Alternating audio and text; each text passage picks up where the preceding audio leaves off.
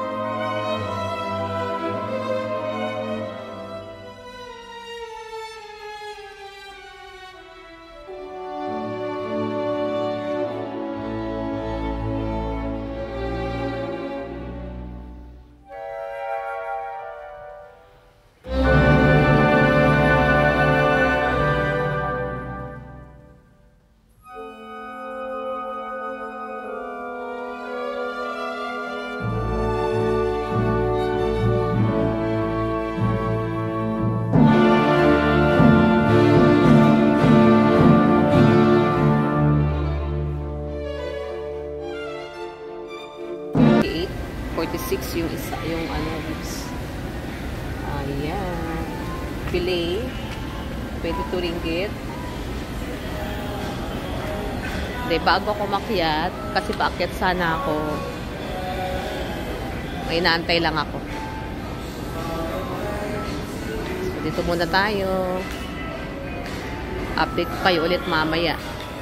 O, ang ganda mga sa baba may nagbibenta ng for garden. This one for the insect, Yeah. Can spread. No, let's say because my plant got like white. Oh, like this one. Like the cotton. Yeah, it's like the cotton, like yeah, something like cotton like this. Mini box. This one is it same, Different. This pipe is pesticide, and then we have fungicide.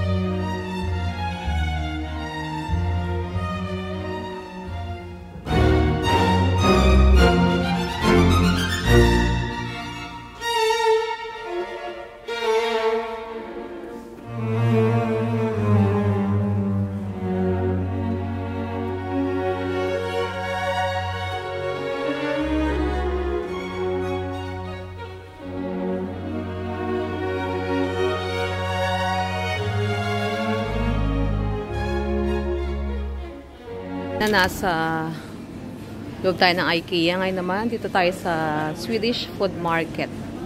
Ayan. So, pasok tayo. Sa market tayo ng ano. May hinahanap akong dark chocolate. Kasi, dark chocolate nila dito masarap. Hindi siya ganun katamis. Yun nga lang, hindi siya 70%, 85%. Kasi yun ang binibili ko sa na dark chocolate. Wala ata. Ito mga chocolates yan. Ay, wala nga. Mura lang to. Ano lang siya. 6.90. Ayan, may mga coffee. Ito yung Swedish market nila. Dito ka rin makakabili ng salmon, ng sausage, at iba pa, mga cookies nila, mga wine, red wine, juice, jam. Ayan, mga jam nila. May hinahanap lang ako. Yung dark chocolate nila. Meron rin silang apple, strawberry.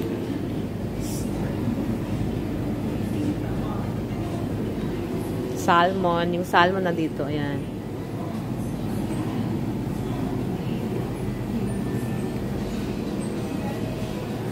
Yung sausage bun nila dito. Saka, meron yung cinnamon roll.